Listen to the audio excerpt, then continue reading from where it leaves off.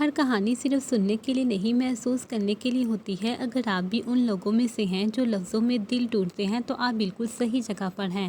آج کی کہانی ہے جذبات، محبت اور درد کا حسین امتزاج۔ کردار وہی جو آپ کے دل کو چھو جائے، آواز وہی جو کہانی کو زندہ کر دے۔ ناول تصور، رائٹر ناظر منیر، قسط نمبر 10۔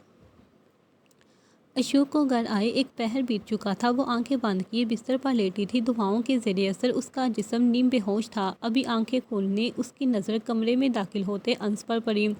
اس شخص کی آمد سے نامانوس تحفظ کا احساس ہوتا تھا۔ ایسے ہی کئی مناظر آنکھیں بند کرتے آخری چہرہ اسی کا دیکھا اور حالت ہوش میں آتے بھی سب سے پہلے اسی کا دیدار ہوا۔ اشو محض سوچ سکی۔ انس بیڈ کی پائنٹی کے قریب ٹھہر کر اس کے نڈال چہرے کو دیکھتا پیمائش کرنے لگا۔ اتنی تکلیف اشو کے ذاتی زخموں نے اسے پہنچائی ہوگی جتنی انس نے اپنے سینے میں ہوتی محسوس کی۔ جواب میں پیمائش نہ کر پانے پر اسے پکار بیٹھا۔ اشو کیسا فیل کر رہی ہو؟ اس کے لہجے میں اپنائیت، خیال اور تکلیف کو اشو نیازی نیم بے ہوشی میں بھی محسوس کر سکتی تھی۔ فائن، اس نے زیر لب کہتے آنکھیں جھپکائیں۔ اس نے چہرے پر مصنوعی مسکراہٹ لانے کی کوشش کی، لیکن یہ کوشش اپنے آپ موت مری جب جبڑے ہلانے پر اس کے منہ سے کرہ نکلی۔ تمہارا وجود اتنا بے مول نہیں ہے جو تم موت کی آغوش میں لیٹی کسی اپنے کو اپنا آپ پکارتی نہ سنو۔ تمہیں کیا لگتا ہے موت آنے سے سارے مسئلے حل ہو جاتے ہیں؟ نہیں، وہ اضطرابی انداز میں کمرے میں ٹہلتا کہہ رہا تھا۔ تمہاری زندگی کی بقا کی امید لگائے کوئی وجود مرتا، کبھی زندہ ہوتا، کبھی نیم مردہ حالت میں جھلستا رہا، اور تم اپنی بے پرواہ بنی موت سے آنکھ مچولی کھیلتی زندگی سے ہار جانا چاہتی ہو۔ اشو کی آنکھوں سے آنسو مسلسل گالوں سے بہتے اس کے سر تلے پڑے تکیے میں جذب ہو رہے تھے۔ میں مرنا نہیں چاہتی تھی، وہ بمشکل کہہ پائی۔ جینا بھی تو نہیں چاہتی تھی؟ وہ انگارہ ہوتی آنکھیں بند کر کے کھولتا مسلسل اپنا غصہ دبانے کی کوشش میں تھا۔ دروازے میں کھڑی انمتا کی آنسوؤں بھری آنکھیں تکلیف سے بستر پر لیٹی بہن کو بڑی آس سے تک رہی تھی۔ جینے کی وجہ باقی نہیں رہی تھی۔ اس نے زور سے آنکھیں جھپک کر کھولتے اعتراف کیا تھا، درد ہوا تھا، لیکن یہ کرب جسم سے زیادہ روح نے محسوس کیا تھا۔ جب تک سانسیں ہیں جینا تمہارا فرض ہے۔ تمہیں ان عارضی تکلیفوں پر اپنی زندگی کا بائیکاٹ کرنے کی اجازت نہیں۔ تمہیں اپنے وجود کی بیساکھی نہیں، اپنا ساتھ مہیا کرنا چاہتا تھا، اور اب سے میری ذمہ داری تمہیں زندہ رکھنا اور جینا تمہارا فعل۔ ذرا سی ہمت تمہیں ان جمیلوں سے نکال لے گی۔ It's all temporary, get up and face it and let go all of this mess, be brave. وہ شخص کیسی پیمائش کر رہا تھا جس سے اس کی کبھی بنی نہیں ساری عمر کیا بننی تھی۔ آپ زندگی بھر کا بند باندھنے کی بات کر رہے ہیں، لیکن میں جانتی ہوں یہ شادی ان مسائل کا حل نہیں، اور عارضی آس اور جھوٹی تسلیاں انسان کے وجود کو دیمک کی طرح چاٹ جاتی ہیں۔ وہ آپ کے غصے سے جان چھڑانے والے انداز میں گویا ہوئی۔ خوش فہمیاں دھوکے میں ڈالتی ہیں، اگرچہ غلط فہمیاں دھوکے سے زندگی کی حقیقت چرا لیتی ہیں۔ سب ہمیشہ یہی کرتے ہیں، اپنی مرضی مجھ پر لاگو کرنے کی خواہش جس نے مجھے چابی سے چلنے والی گڑیا بنا دیا۔ یہ چابی ختم ہوئی، وہ میرا وجود کرچی کرچی ہو گیا۔ وہ چنگھاڑتی ہوئی بولی تھی، اگرچہ ایسا کرتے اس کی رنگت سرخ پڑتی جا رہی تھی۔ تم کانچ کی گڑیا نہیں، جیتی جاگتی انسان ہو۔ تمہارے جذبات، احساسات اور خود اعتمادی سب سے اول ہے۔ اگر تم اپنا وقار ان رشتوں کے ناطے کھوتی گئی تو جی لی تم نے زندگی، اور ہو گیا تمہارا مقصد حیات سب خیر آباد۔ وہ بھی اسی کے انداز میں بولا تھا۔ تو کیا کروں؟ ان لوگوں کو اپنی عزت کا جنازہ نکالنے دوں؟ بیٹی تایا کی باغی اور نکاح میرا زبردستی پروانے لگے ہیں۔ کوئی زبردستی نہیں کرے گا، تمہاری رضامندی کے بغیر کوئی معاملہ طے نہیں ہوگا۔ انس نے اسے وہ مان بخشا تھا جسے محسوس کرنے سے وہ ساری عمر محروم رہی تھی۔ میں خود میں اتنا حوصلہ نہیں رکھتی کہ آپ سے منسلک ہو جاؤں۔ مجھ میں اب مزید لڑنے جھگڑنے، ضبط کرنے اور طنز اپنی ذات کی دھجیاں بکھیرتے دیکھنے کی سکت باقی نہیں رہی۔ اس نے آہستگی سے اعتراف کیا تھا۔ وہ اس حسد پرستی کا شکار ہوتی تھک چکی تھی۔ آخر وہ بھی انسان تھی، کتنا برداشت کرتی۔ ایک موقع دو، ان تمام محرومیوں اور کمزوریوں کو تمہاری طاقت میں ڈال دوں گا۔ انس نے فریاد کی۔ یہ من اب راضی نہیں ہوتا، وہ بے چارگی سے بولی۔ کون ہے طالب ہو ان سے اس کے ملان نہ ہوئی اے سے نصیب، کیوں نہ شفا دلدار اسے ہو جس کا ایسا ہوئے طبیب۔ پنجابی میں کہتے ہیں کہ جس تن لگے او تن جانے۔ انس نے نچلا لب دبا کر کہا، دل لگی سے زیادہ دل لگن دل سرشار اور انسان کو معتبر کر سکتی ہے۔ انس نے آزودگی سے کہتے کھڑکی کے پردے ہٹاتا اس کی طرف مڑا۔ یاد ہے اشو، انس کی آواز نرم مگر گہری تھی۔ ہم نے ایک دوسرے کے جینے ہونے کا وعدہ کیا تھا اور تم نے مجھ سے کہا تھا انس، جب تم کچھ مانگو تو کہنا۔ آج میں تم سے کچھ مانگ رہا ہوں۔ وہ چند قدم بڑھا کر اشو کے قریب آیا اور جھک کر اس کی آنکھوں میں دیکھنے لگا۔ اشو، میں تمہیں ہارنے نہیں دوں گا۔ میں تمہیں زندگی کی ہر جنگ میں جیتا ہوا دیکھنا چاہتا ہوں، اس لیے میں تم سے نکاح مانگتا ہوں۔ کیا تم میرے ساتھ زندگی کی ہر جنگ لڑو گی، میرے ساتھ جیتو گی؟ روشنی چھن کر آتی کمرے میں چھاتی افسردگی کو دور کرنے لگی تھی۔ دور کہیں ظہر کی اذان ہونے لگی تھی۔ دل کے معاملات میں جلد بازی اچھی نہیں ہوتی۔ اس نے کبھی خوش فہمیاں پالی ہی نہیں تھی۔ تم ایک مرتبہ مکمل رضامندی سے مجھ پر بھروسہ کر کے نکاح قبول کر لو۔ تمہارے وجود پر کوئی دبا نہیں لگنے دوں گا، یہ میرا خود سے اور تم سے وعدہ ہے۔ اس نے سینے پر ہاتھ رکھتے اشو سے زیادہ خود کو یاد دہانی کروائی۔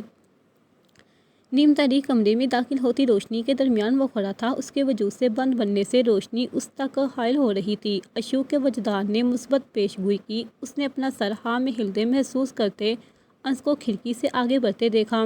روشنیوں کا ایک سیلاب تھا جو اس کے پاس ہر سمت پھیلتا چلا گیا۔ کمرے میں داخل ہوتی انمتا نم آنکھوں سے مسکراتی ہوئی انس اور اشو کی خوشیوں کی دعائیں کر رہی تھی۔ محبت ایک شگفتہ احساس ہے، جسے چھو لے اسے سنتر کر دے، جس سے بچھڑ جائے اسے تباہ کر کے رکھ دے اور جس کا ہو جائے اسے جینا سکھا دے۔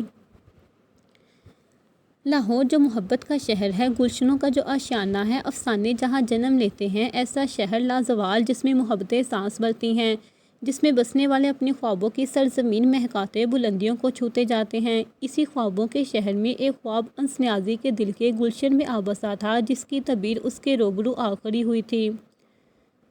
کامدار سفید فراق میں ملبوس گلابی گوٹے والا دوپٹہ، سر پر ٹکائے قیمتی نگینوں سے سجا جھومر، ماتھے پر لگائے سرخ چنری جس پر انس کی دلہن لکھا تھا، گھونگھٹ اوڑھے، ہاتھوں کو سفید گلابی گجروں اور مہندی سے مہکائے وہ پھولوں کی پھلوار میں چلتی اس کی طرف بڑھ رہی تھی۔ انس سفید کاٹن کے شلوار سوٹ میں ملبوس سفید واسکوٹ زیب تن کیے ہوئے تھا، جس پر ہلکے گلابی پھولوں کا ڈیزائن بنا تھا جو اشو اور اس کے لباس کے امتزاج کے لیے کیا گیا تھا۔ اپنی مردانہ وجاہت سے بھرپور شخصیت کے طلسم سے ہر ایک آنکھ کو خود کو دیکھنے پر مجبور کر رہا تھا۔ خوشبو میں نہایا اس کا وجود اس پری وش حسینہ کی آمد پر مہکنے لگا تھا۔ انس کو اپنی ہتھیلیوں میں پسینہ آتا محسوس ہوا تھا۔ اف، میں اتنا نروس کیوں ہو رہا ہوں؟ یہ ایسے ہی زندگی کی شناخت بدل کر رکھ دینے والے لمحات کی آمد تھی، جن کا تصور ہی اس قدر خوبصورت تھا۔ دیکھنے والی آنکھ رشک کرتی ہے اور محسوس کرنے والی ذات عجب رتوں پر سفر کرتی ہے۔ برقی بتیوں سے سارے نیازی ہاؤس کو سجا کر اسے جگمگاتا چھوڑ کر لان میں سفید پھولوں کی لڑیاں لٹکا کر نشست گاہیں سجائی گئی تھیں۔ التمش نیازی کے لان میں میز لگا کر کھانے کا انتظام ادھر سیٹ کیا گیا تھا۔ عزیز نیازی کے لان میں لگی کرسیوں پر مہمان برجمان تھے۔ سامنے اسٹیج پر احتشام اور امارہ کا نکاح ہو رہا تھا۔ احتشام نے کریم رنگ کی شلوار قمیض پر اسی رنگ کی واسکوٹ زیب تن کر رکھی تھی۔ امارہ کریم کلر کی فراک پر سرخ رنگ کی احتشام کی دلہن کی چنری اوڑھے بڑے ضبط سے نکاح نامہ سائن کر رہی تھی۔ خاندان کے تمام مرد حضرات، نوجوان بچے سفید شلوار سوٹ اور خواتین لڑکیاں اور بچیاں بھی سفید رنگ زیب تن کیے ہوئے تھے۔ سفید رنگ سب رنگوں میں اجلا اور پاک رنگ، ایسے لگتا تھا پاکیزہ رنگ کا سیلاب امڑ آیا ہو۔ ہر طرف پھیلی سفیدی کی چمک نے ماحول پر طلسم بکھیرا ہوا تھا۔ احتشام اور امارہ کے نکاح کے بعد اشوک کو عمران نیازی کے لان میں لایا جا رہا تھا، جہاں سفید پھولوں کی لڑیاں لٹکا کر دیوار بنا کر پردہ کیا گیا تھا۔ اطراف میں چکور گدیاں پڑی تھیں۔ ان کے نکاح کی رسم کی باقاعدہ ابتدا کی گئی۔ نکاح کائنات کا سب سے خوبصورت عمل ہے۔ تمام عمر ساتھ نبھانے والے کا عہد عالم ارواح میں ہی کر رہے تھے۔ اب عہد کی تصدیق کی گھڑیاں تھیں۔ میری زیست کا سب سے مکمل احساس تمہارا مجھ سے منسلک ہونا ہے۔ انسو اشو کے چنری میں چھپے چہرے کو دیکھتا تصور میں اس سے مخاطب ہوا تھا۔ میں نے اس شخص سے منسلک ہونے کا تصور بھی نہیں کیا تھا۔ یہ ساتھ مکتوب میں لکھا جا چکا تھا۔ میں اللہ رسول اللہ صلی اللہ علیہ وآلہ وسلم کو حاضر جان کر اس ذات کو قبول کرتی ہوں۔ میرے پیارے اللہ، میرا دل اس بندر میں مکمل رضامندی سے باندھ دینا۔ 3 مرتبہ قبول ہے کہتے اشو نے تصور میں فریاد کی تھی۔ نکاح نامہ سائن کرتے اس کے ہاتھ کانپ رہے تھے۔ اللہ رسول کو حاضر جان کر میں اشو کو ساری عمر اپنی ذات کے ذریعے تحفظ پہنچانے کا عہد کرتا ہوں۔ ہر غم خوشی اور زندگی کے ہر اچھے برے وقت میں یہ مجھے اپنے ساتھ کرا پائے گی۔ بہت سجدوں کرب اور فریادوں کے بعد حاصل ہونے والی اس ذات کو میں کبھی بھی اذیتوں کا سفر طے نہیں کرنے دوں گا۔ اشو نیازی کا ساتھ انس نیازی جنت میں بھی نبھانے کا روادار رہے گا۔ میں اپنے دل کی مکمل رضامندی سے یہ ساتھ قبول کرتا ہوں۔ 3 مرتبہ قبول ہے کہتے ہوئے اس نے عہد کے ساتھ تصور میں اللہ سے فریاد بھی کی تھی۔ وہ پراعتماد انداز میں سائن کر رہا تھا، البتہ اندر سے وہ اتنی بڑی ذمہ داری قبول کرنے پر نروس ہو رہا تھا۔ نکاح کی سنت ادا ہونے کے بعد وشو ہاتھ تھامتے اسٹیج پر لگے صوفوں کی سمت آیا۔ قدرت کے اتنے نایاب تحفے کو تھامتے وہ لمحہ بھر کو ہچکچایا تھا۔ آج صحیح معنوں میں انس نیازی نے اپنا دل اشو نیازی کو سونپ دیا تھا۔ اس کے پہلوؤں میں بیٹھی وہ آج نئے انداز میں انس کو دل کے قریب محسوس ہوئی تھی، البتہ اشو بے تاثر چہرہ لیے سب سے مبارکباد وصول کر رہی تھی۔ انس نے بھی ناؤ سے چھیڑنا مناسب سمجھا تھا۔ جو وجود عطا ہوا تھا وہ نایاب تھا، اب مزید کسی طلب کی گنجائش باقی نہیں رہتی تھی۔ اشو نے ذرا سی گردن موڑ کر خود کی جانب تکتے انس کی سمت دیکھا۔ سامنے دیکھے کتنا عجیب لگ رہا ہے، سب ادھر ہی دیکھ رہے ہیں۔ اشو کی بات پر وہ مسکرایا۔ دنیا والوں کو بھی دیکھ لینے دو۔ محبت کی شادی میں دلہے کا حال ایسا دل فریب ہوتا ہے کہ اپنا شعور تک کھو بیٹھتا ہے۔ وہ اس کے صاف جھوٹ پر آنکھیں پھاڑے اسے غصے سے گھورنے لگی۔ ایسا کرتے اس کی ناک، کان، حتیٰ کہ سارا چہرہ سرخ ہونے لگا۔ لوگوں کے نزدیک وہ شرم سے انس کے کسی شرارتی جملے پر لال ہو رہی تھی، لیکن ان کے تصور میں بھی نہ تھا کہ اس کی اصل وجہ نئے نکاح شدہ جوڑے کی پہلی گفتگو ہی ایک دوسرے کو زچ کرتے پائے جانا تھا۔ مسٹر انس نیازی، آپ ہوش میں تو ہیں؟ اب وہ باقاعدہ سرخ چہرہ لیے اس کی طرف رخ کیے ہوئے تھی۔ اصل ہوش تو تب آیا جب مسز اشو انس نیازی وہی دل فریب مسکراہٹ لوٹاتے انس نے ہاتھ بڑھا کر اس کے ماتھے پر سجا مورا ہوا جھومر سیدھا کیا، جو اچانک اس کی طرف مڑنے پر جگہ سے ہل گیا تھا۔ اس کی انگلیوں کا لمس اشو کو اپنے ماتھے پر لمحہ بھر کے لیے محسوس ہوا تھا۔ اس نے پلکیں زور سے جھپکا کر اپنی کیفیت چہرے پر عیاں ہونے سے روکی تھی، ورنہ وہ اس کا ہر رنگ پہچاننے میں سیکنڈ نہ لگاتا تھا۔ محبوب کا دسترس میں ہونے کا احساس ہی تصورات میں نرالا ہے۔ اس دل فریب احساس پر وہ روز مرنا اور پھر مزید نکھر کر جی اٹھنا تصور کرنے والے تھے۔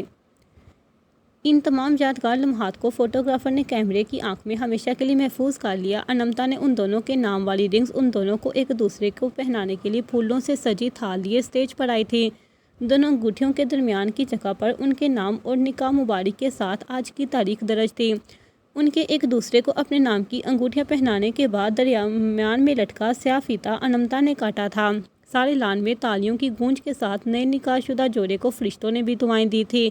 انمتا تحفہ دینے کے بعد مسکراتی ہوئی اضرار کے ہمراہ دونوں جوڑیوں کو بیک یارڈ میں لے جانے کے لیے اٹھی تھی۔ انہیں فوٹو شوٹ کے لیے اسٹیج سے اتر کر گھر کے بیک یارڈ تک جانا تھا۔ مسز اشو نیازی ماں بدولت کے ساتھ چند قدم چلنے کا شرف بخشا چاہیں گی؟ انس نے خیرگی مسکراہٹ اس کی سمت اچھالتے اپنا ہاتھ آگے پھیلاتے عقیدت سے پوچھا۔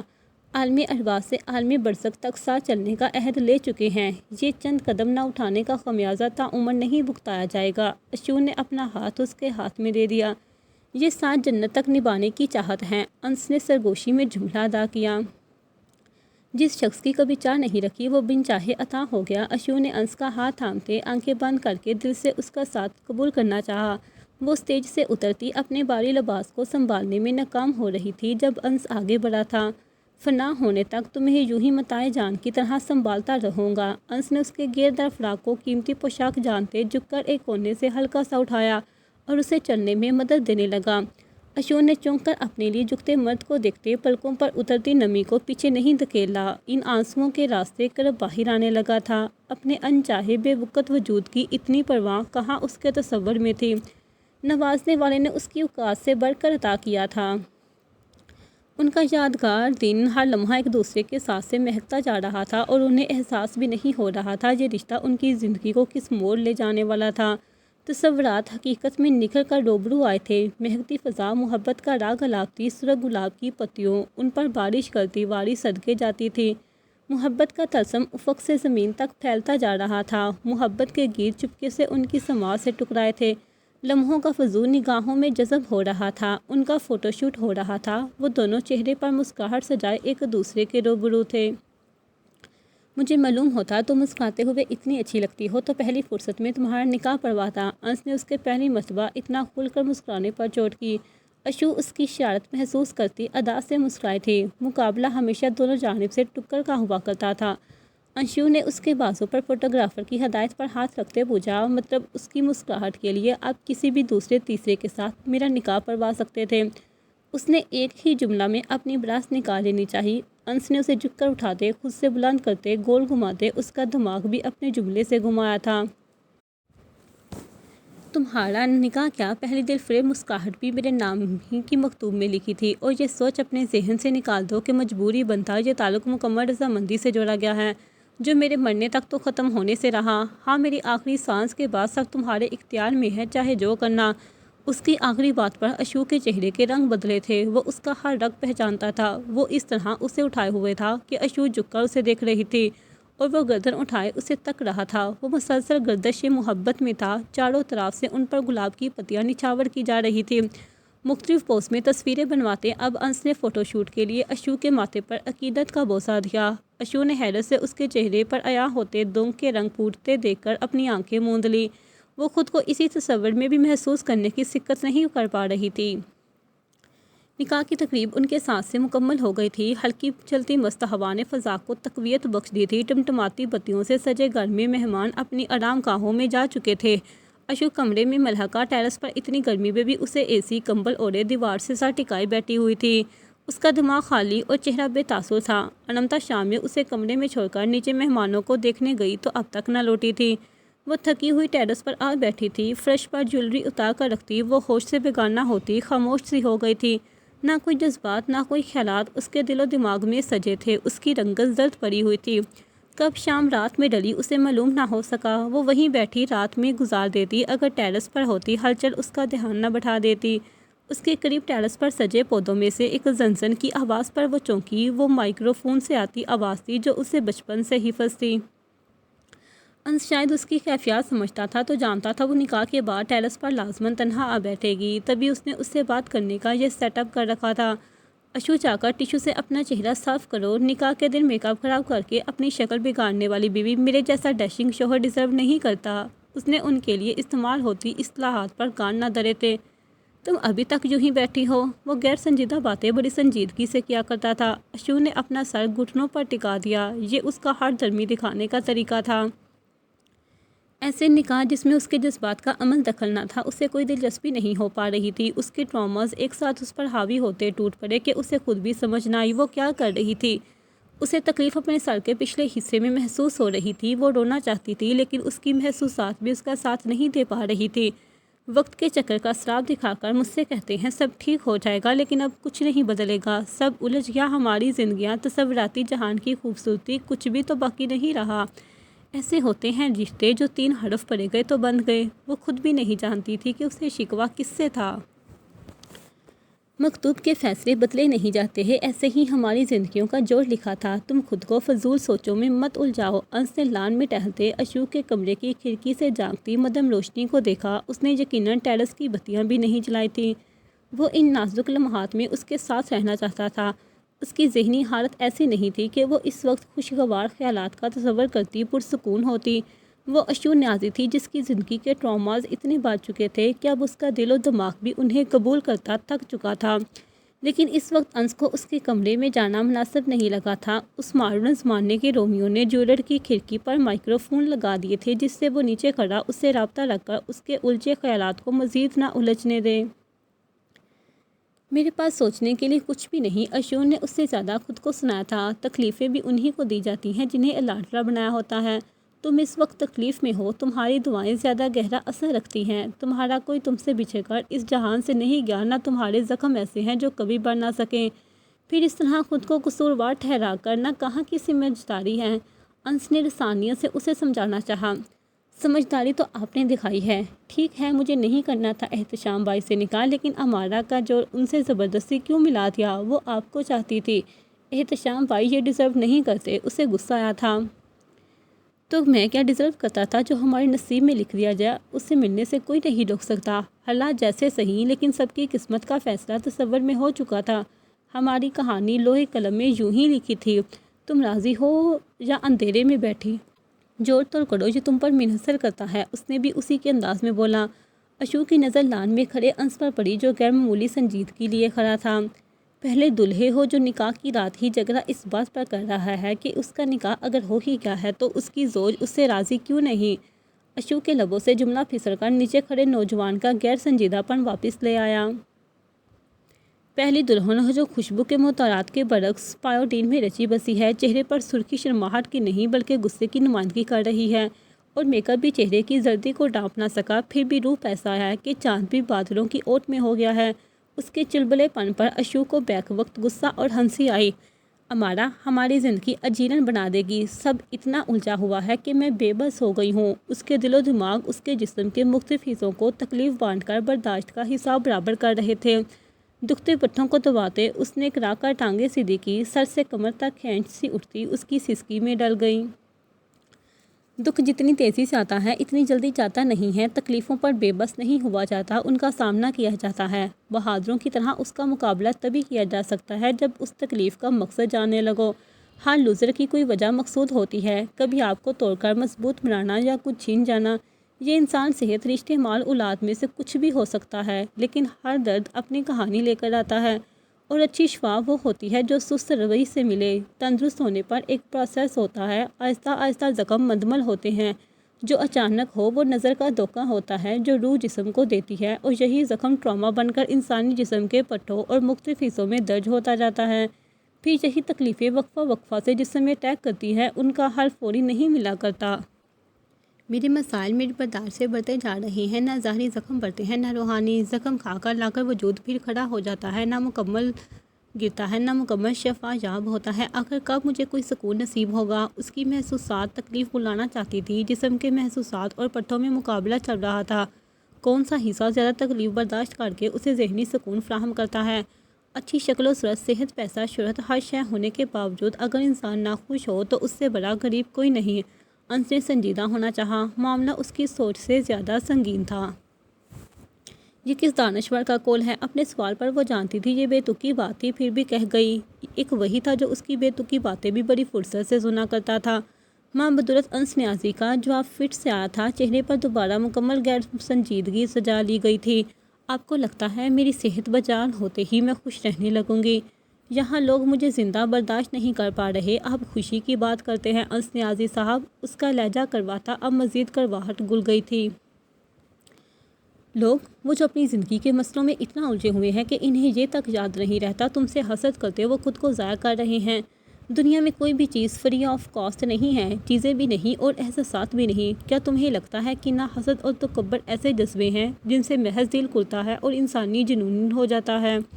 یہ ایسے جذبے ہیں جن کی قیمت روح ادا کرتی ہے۔ اپنی سوچیں گروی رکھ کر خود کو آہستہ آہستہ بربادی کی طرف لے جا کر اپنا گول کسی کی خوشی کو دیکھ کر اذیت محسوس کرتے بھول جانے پر۔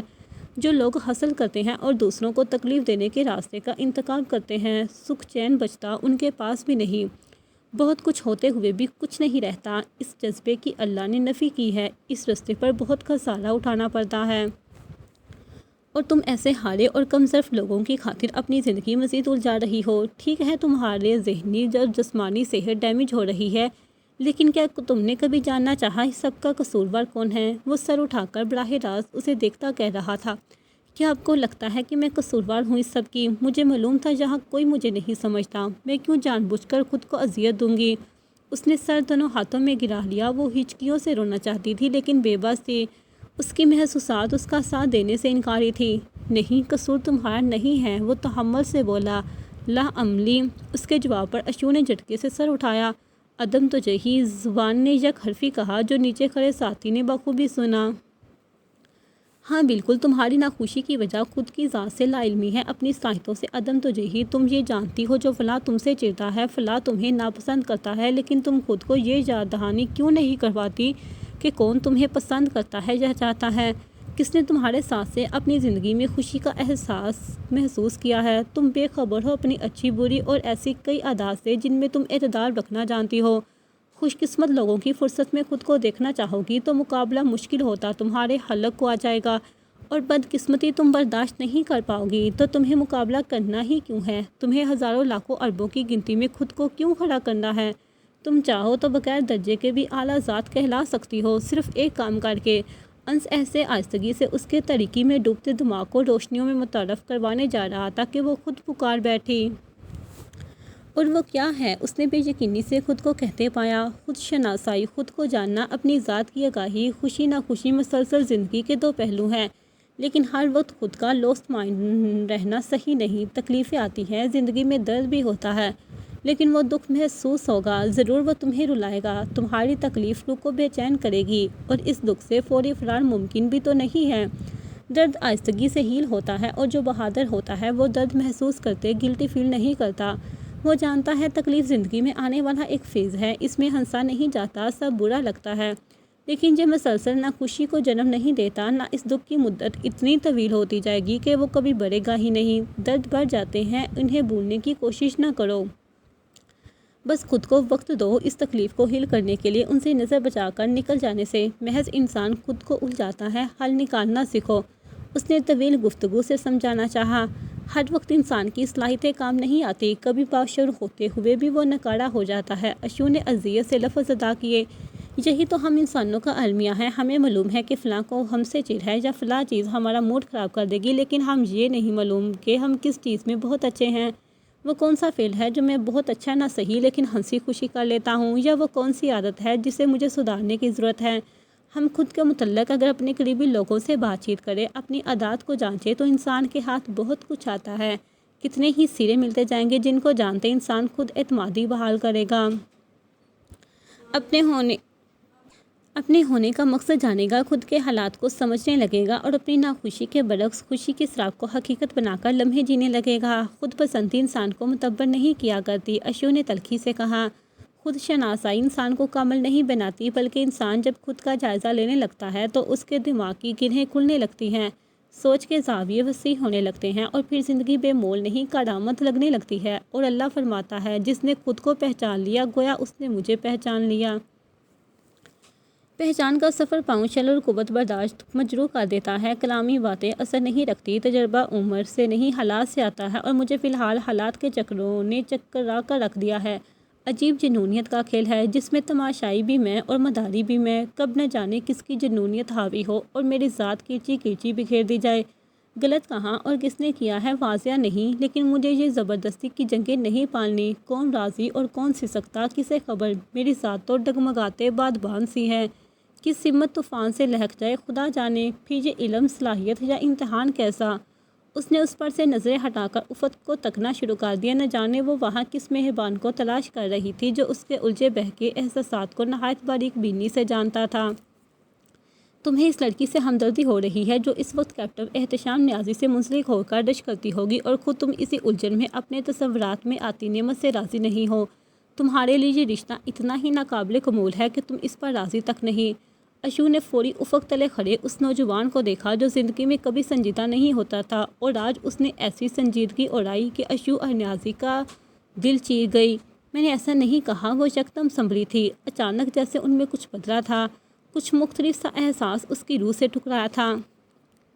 البرٹ آئنسٹائن کہتا ہے، ایک پرسکون اور معمولی زندگی مسلسل بے چینی کے ساتھ مل کر کامیابی کے حصول سے زیادہ خوشی لاتی ہے۔ عطا کی گئی نعمتیں انسان کو خوش نہ خوش نہیں کرتی، بلکہ اس کی سوچ کی وسعت اسے لوگوں کے پاس موجود نعمتوں سے بالاتر کرتی، خود میں معتبر کرتی ہے۔ تمہارا فوکس یہ ہونا چاہیے مسز اشو انس نیازی کہ اب ایک انمول رشتہ تم سے منسلک ہو گیا ہے جسے مکمل رضامندی سے خوش آمدید کہنا ہے، اور اچھا ساتھی وہ ہوتا ہے جو اپنے پارٹنر کو کسی جنگ میں تنہا لڑنے نہ دے۔ In every war in every your protector, trust me you will have soon, don't worry, things will be settled down, don't feel guilt about anything, I feel proud of you for you, stay calm and welcome into new phase of your life۔ اور اس کے کہنے کے ساتھ ہی آسمان پر آتش بازیاں ہونے لگی تھی، ویلکم مسز نیازی کے بڑے بڑے ہندسے آسمان پر چمکتے اسے مبہوت کرتے گئے۔